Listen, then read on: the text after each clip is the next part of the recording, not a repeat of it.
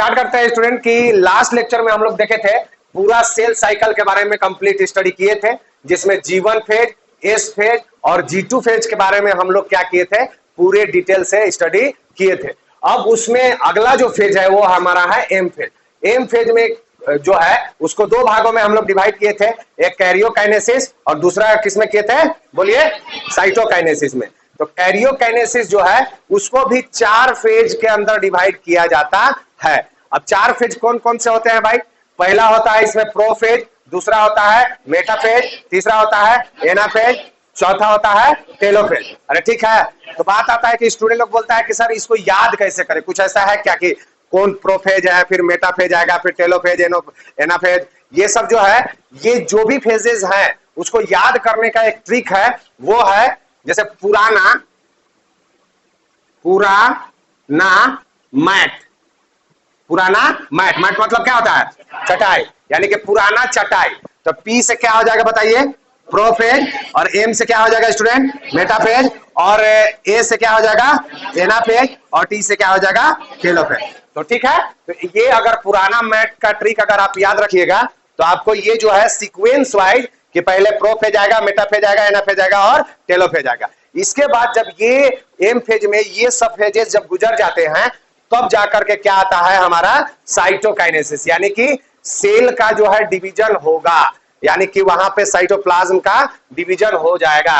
यहाँ पे न्यूक्लियस का होगा, यहाँ पे साइटोप्लाज्म का होगा। लेकिन उससे पहले एक बात जो हम लोगों को देखना है, जो एनसीईआरटी में दिया हुआ है, वो है ये वाला बात।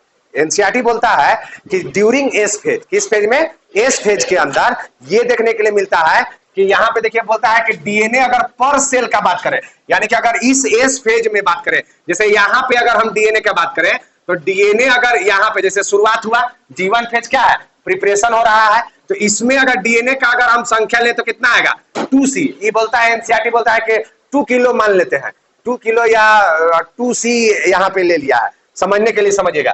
तो ये बोलता है कि डीएनए अगर पर सेल देखिएगा तो 2C होता है, लेकिन जैसे ही एस फेज में हो जाता है तो कितना हो जाता है, 4C हो जाता है। किसका, डीएनए हो रहा है, यहाँ पे क्या हो रहा है, डीएनए कितना हो जा रहा है, 4C। यानी कि जब वो G1 फेज में था तो डीएनए कितना था, 2C था, लेकिन एस फेज में गया तो कितना हो गया, 4C। लेकिन बोलता है कि but chromosome number remain same. अब स्टूडेंट लोग यहीं पे कंफ्यूजन क्रिएट हो जाता है, स्टूडेंट लोगों को क्या क्रिएट हो जाता है, कंफ्यूजन, कि भाई यहाँ पे मतलब डीएनए डबल हो रहा है लेकिन क्रोमोसोम क्या हो रहा है, सेम रह रहा है। तो उसी को चलिए हम लोग समझते हैं, बिना मतलब कंफ्यूजन को दूर करते हैं। कि जैसे मान लेते हैं कि अगर आप एक क्रोमोसोम का अगर आप स्ट्रक्चर देखिएगा तो वो क्या दिखेगा, अगर इस कंडीशन में देखिएगा तो इस कंडीशन में क्रोमोसोम को देखिएगा तो बीच में ये क्या है भाई, सेंट्रोमियर है, और सेंट्रोमियर के ये चारों तरफ क्या है, क्रोमेटिन के फाइबर क्या होते हैं, लिपटे हुए होते हैं। तो इसको हम लोग क्या बोलते हैं, क्रोमोसोम। इसको क्या बोलते हैं, क्रोमोसोम। अगर फाइनली अगर इसको आप देखिएगा तो इस तरह का ये आपको स्ट्रक्चर देखने के लिए मिलेगा, यानी कि एक आर्म ये हो गया, एक आर्म इधर हो गया, और बीच में क्या है हमारा, सेंट्रोमियर है। तो ये हुआ क्रोमोसोम। यानी कि ये बोलता है कि जब डीएनए G1 फेज में होता है, या डीएनए अगर शुरुआती दौर में देखा जाए तो वो कितना होता है, 2C होता है, यानी कि 2 किलो होता है। लेकिन जैसे ही एस फेज में जाता है तो चूंकि हम लोग ये पढ़ चुके हैं कि एस फेज में डीएनए क्या हो जाता है, डबल हो जाता है, क्योंकि डीएनए का क्या हो जाता है, सिंथेसिस हो जाता है। तो वैसे कंडीशन के अंदर ये क्या कहता है स्टूडेंट, कि वो कितना हो जाता है, 4C हो जाता है। तो कैसे हुआ, तो इसमें देखिए क्या होता है कि ये जो हमारा ये आर्म था, ये दोनों आर्म था, इसमें क्या हुआ कि ये क्रोमेटिन है, ये क्या है भाई, क्रोमेटिन फाइबर से ये बना हुआ है पूरा। अब ये क्रोमेटिन फाइबर के अंदर ही क्या होता है, डीएनए होता है, यानी कि डीएनए जब क्वाइलिंग होता है तो वो क्रोमेटिन फाइबर का निर्माण करता है। तो यहां पे अगर आप देखिएगा तो ये क्या होता है कि जब यही क्रोमोसोम यहां से चल करके यहां पे आता है तो जनरली क्या होता है कि इसका ये वाला पार्ट में डबल हो जाता है, क्योंकि इसी में डीएनए छुपा हुआ है। तो यहाँ पे देखिए ये जस्ट क्या हो गया, ये 2 हो गए, और नीचे वाला का भी एक कॉपी बन जाता है। तो इसमें आप ये बताइए कि डीएनए जो है ये वाला था, एक आर्म में था, नीचे भी एक आर्म में था, अब क्या हुआ, एक एक एक्स्ट्रा हो गया कि नहीं हो गया? तो डीएनए यहाँ पे डबल होते हुए आपको दिखा कि नहीं दिखा?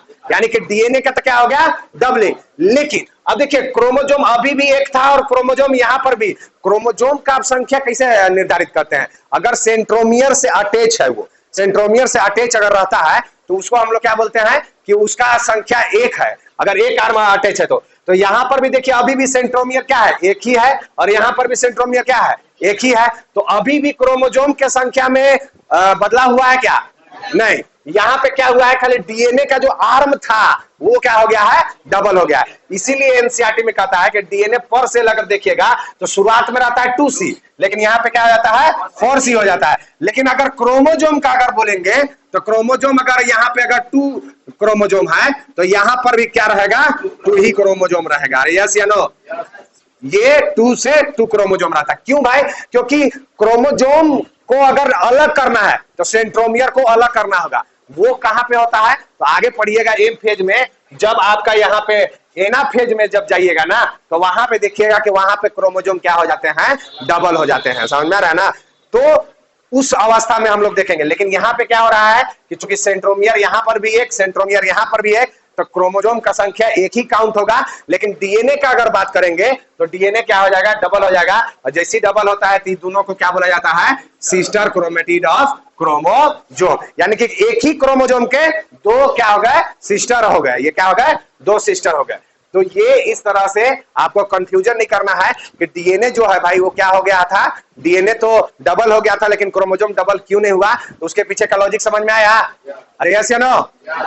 चलिए एक क्वेश्चन देखिए यहाँ पे दिया हुआ है। क्वेश्चन अगर आप देखिएगा तो अच्छे से समझ में आएगा कि बोलता है कि आप एक स्टडी के माइटोसिस का स्टडी कीजिए, किसमें, ओनियन रूट टिप में। अभी हम लोग आगे भी पढ़ेंगे कि अगर एम फेज का बेहतरीन अगर स्टडी करना है तो देखिए यहाँ पे हम लिखे हुए भी हैं कि कहाँ पे कर सकते हैं, ओनियन के रूट टिप में। यानी कि प्याज जो होता है, प्याज का जो रूट टिप होता है, जड़ का जो टिप वाला भाग होता है, वहां पे बहुत अच्छे तरीके से आपको डिवीजन देखने के लिए मिलता है। समझे? तो वहां पे हम बहुत अच्छे तरीके से स्टडी कर सकते हैं। तो ये बोलता है कि it has 16 chromosome in each cell.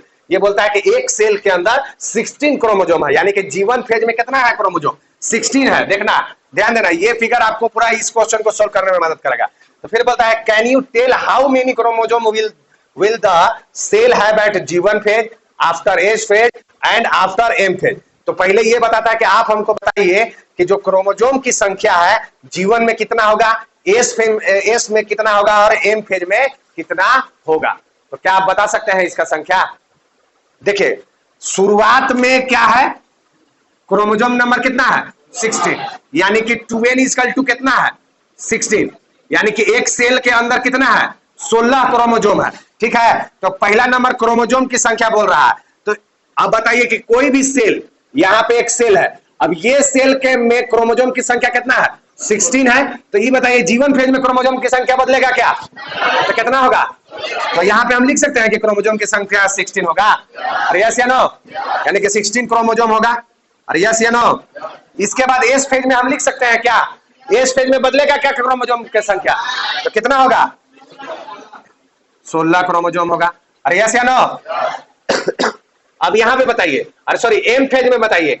M phase में शुरुआती दौर में, एम फेज के शुरुआती दौर में ये पूछता है कि कितना माने क्रोमोजोम की संख्या बदलेगा क्या, फिर क्या होता है, नहीं बदलता है। क्योंकि एम फेज भी अगर हो जाएगा स्टूडेंट पूरा, तब पर भी क्रोमोजोम की संख्या क्या हो जाते हैं, अभी सेम ही रहता है, क्रोमोजोम की संख्या बदलेगा नहीं। लेकिन अगर वहां पे एना फेज का अगर बात करता तो वहां पे हम लोग बात करते, लेकिन पूरा एम फेज का बात किया है ना, तो वहां पे क्रोमोजोम की संख्या क्या होगी, 16 होगी। लेकिन अब देखिए यही क्वेश्चन फिर बोलता है कि आप दूसरा कि also what will the DNA content of cell at G1, G2 and M phase. जबकि डीएनए कितना है पर सेल, कितना है, 2C है। यानी कि पर सेल में 2C है।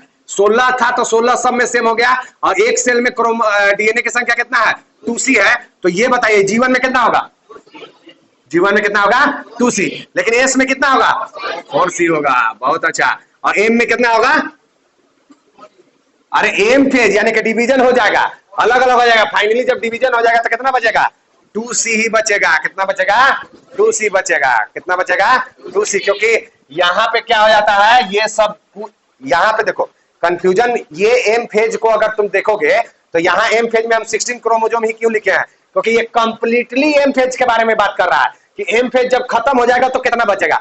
डबल तो यहाँ क्रोमोजोम होता, लेकिन जैसी टेलोफेज के बाद साइटोकाइनेसिस होता है तो 2 सेल में डिवाइड हो जाता है, तो जैसी एम फेज खत्म होगा तो क्या हो जाएगा, फिर से आधा आधा हो जाएगा। यहाँ तो डबल हुआ था लेकिन फिर से क्या हो जाएगा, आधा आधा हो जाएगा। जब आगे पढ़िएगा ना तो और इसको क्लियर हो जाएगा। उसी तरह से यहाँ पे एम फेज की बात करता है, तो एम फेज में फाइनली पूछता है कि एम फेज का पूरा जब डिवीजन हो जाता है तो उसमें कितना होगा, तो कितना हो जाएगा, 2C हो जाएगा। कितना हो जाएगा, 2C हो जाएगा। तो इस तरह से आप यहाँ पे निकाल सकते हैं। अब आइए हम लोग स्टार्ट करते हैं एम फेज को। एम फेज पढ़ लेंगे तब जाकर के ये वाला जो दोनों डाउट है अगर आपको रह भी गया होगा तो वो बिल्कुल क्लियर हो जाएगा। तो एम फेज को हम लोग स्टार्ट करते हैं। एम फेज में देखिए एनसीईआरटी का एक बेहतरीन लाइन है, बड़ा खूबसूरत लाइन कहता है कि एम फेज क्या है। एम फेज बोल दीजिए, उसको माइटोसिस फेज बोल दीजिए। ये बोलता है कि most dramatically period of the cell cycle, यानी कि पूरा सेल साइकिल का, ये जो पूरा सेल साइकिल है आपका, ये जो पूरा सेल साइकिल है, इस पूरे सेल साइकिल का ये जो एम फेज है वो क्या है, पूरा ड्रामेटिकली है, यानी कि बहुत मतलब नाटकीय तरह से होता है। आपको एकदम लगेगा कि वाह, एकदम कैसे एक के बाद एक, जैसे नाटक में कैसे होता है कि एक के बाद एक कैरेक्टर आते हैं, जैसे मूवीज वगैरह में आप देखिएगा तो उसमें नहीं होता है कि कैसे एक से एक कैरेक्टर वो सामने आते चला जाता है और अपना अपना रोल प्ले करते चले जाते हैं और लगेगा कि अरे वाह, मतलब इस तरह से लगता नहीं है। सीरियल में देख लीजिए या बहुत सारे ऐसे कॉमेडी वीडियो हो गए उसमें भी आप देखिएगा, तो उसमें क्या होता है कि अचानक 1 मिनट के अंदर आप देखिएगा या बहुत कम समय में लोग आते हैं और परफॉर्मेंस अपना देख करके क्या करते हैं, चले जाते हैं। अरे यस या नो, उसी तरह से आपको यहां पर भी लगेगा कि सेल साइकिल का इस सबसे ड्रामेटिकली पीरियड है कि लगेगा कि बड़ा जल्दी जल्दी हो रहा है और एकदम एक के बाद कितना खूबसूरत तरीके से हो रहा है। जब इसको आप माइक्रोस्कोप से देखिएगा तो बड़ा ये सुंदर दिखता है। तो वही बोलता है कि ये most dramatically period of the cell है और ये क्या करता है, involving a major recognization of virtually all component of the cell, यानी कि ये क्या है, major recognization of virtually all component of the cell को भी यहां पे देखने के लिए मिलता है। यानी कि आप जितने भी सेल के कंपोनेंट्स हैं आप उसको देखिएगा कि यहां पे आप शुरू में देखिएगा कि देखिए वो डिस्ट्रॉय हो रहा है, फिर वो डिस्ट्रॉय होकर के कुछ नया चीज रीअपेयर हो रहा है। जैसे क्रोमोजोम ही शुरू में आपको नहीं दिखेगा, जैसे यहां से यहां तक क्रोमोजोम नहीं दिखता है। क्रोमोजोम कब दिखता है, सेल डिवीजन के समय दिखता है। तो जैसे प्रोफेज स्टार्ट होगा तुरंत बाकी सब सेल ऑर्गेनेल डिसअपियर होना चालू हो जाएंगे और क्रोमोजोम जो है वो क्या होना चालू हो जाता है, अपीयर चालू हो जाता है, रीअपियर होना चालू हो जाता है। और फिर जैसे आप आगे बढ़िएगा, जैसे ही सेल का मतलब ये वाला पार्ट जैसे खत्म होने होगा तो फिर पता चलेगा कि टेलोफेज आते आते तक क्या होगा कि फिर से क्रोमोजोम डिसअपियर हो जाएगा और फिर से जो मेम्ब्रेन वगैरह है वो क्या हो जाते हैं, रीअपियर हो जाते हैं। तो इस तरह से इसमें देखने के लिए माइटोसिस अगर होगा तो वो क्या हो जाएगा, 2 N में कन्वर्ट हो जाएगा। कितने N में कन्वर्ट हो जाएगा, 2 N में कन्वर्ट हो जाता है। उसी तरह से अगर डिप्लॉयड सेल है यानी कि 2N सेल है तो इसमें भी अगर माइटोसिस होगा तो ये भी क्या हो जाएगा, 2N और 2N में कन्वर्ट हो जाएगा। यानी कि ये इसका काम क्या है, इसका आप देखिएगा कि कोई भी सेल, हैप्लॉयड सेल हो चाहे डिप्लॉयड सेल हो स्टूडेंट, जब भी उसके अंदर माइटोसिस डिवीजन होगा तो वो क्या करता है कि एग्जैक्ट क्या करता है कि कॉपी बना देता है, एग्जैक्ट कॉपी बना देता है। यानी कि जितना पेरेंट सेल में जो जो चीजें होंगी सेम डॉटर सेल में चला जाता है। तो इसीलिए इसको देखिए यहाँ पे लाइन भी लिखा हुआ है कि 2 डॉटर सेल आर फॉर्म, यानी कि एक बार जब डिवीजन होगा माइटोसिस के थ्रू तो 2 डॉटर सेल फॉर्म होगा, चाहे वो हैप्लॉयड सेल हो चाहे डिप्लॉयड सेल हो, लेकिन दोनों के अंदर क्या होगा, सेम नंबर ऑफ क्रोमोसोम देखने के लिए मिलेगा। जैसे इसमें N था तो इसमें भी क्या है, NN है, इसमें 2N था तो ये दोनों में क्या होगा, 2N, and same amount of DNA भी देखने के लिए मिलता है। समझे ना, यानी कि जब भी माइटोसिस होता है तो ना तो क्रोमोसोम की संख्या में कोई बदलाव आता है ना ही DNA के संख्या में बदलाव आता है। यानी कि जितना पेरेंट सेल के अंदर था उतना ही किसके अंदर देखने के लिए मिलता है, डॉटर सेल के अंदर देखने के लिए मिलता है। अरे यस या नो, क्लियर है कि ये जो है पेरेंट सेल दो डॉटर सेल में डिवाइड होता है और उसके अंदर सेम नंबर ऑफ क्रोमोसोम और सेम अमाउंट ऑफ DNA देखने के लिए मिलता है। तो यही रीजन है स्टूडेंट कि यहां पे इसको क्या बोला जाता है, इक्वेशनल डिवीजन बोला जाता है, यानी कि बराबर का डिवीजन। ये एक ऐसा डिवीजन है जहां पे क्या होगा, सब चीज बराबर होगा। जितना पेरेंट सेल में देखने के लिए मिलेगा उतना ही किस में देखने के लिए मिलेगा, आपको डॉटर सेल में देखने के लिए मिलता है। और ये जनरली किसमें ज्यादातर ऑकर होता है, किस सेल में, तो सोमैटिक सेल। अब सोमैटिक सेल क्या है, 2 तरह के हमारे बॉडी के अंदर सेल पाए जाते हैं, एक तो सोमैटिक सेल और दूसरा क्या पाया जाता है, जेनरेटिव सेल। जेनरेटिव सेल मतलब जो हमारा यानी कि जर्मिनल सेल भी उसको कहा जाता है।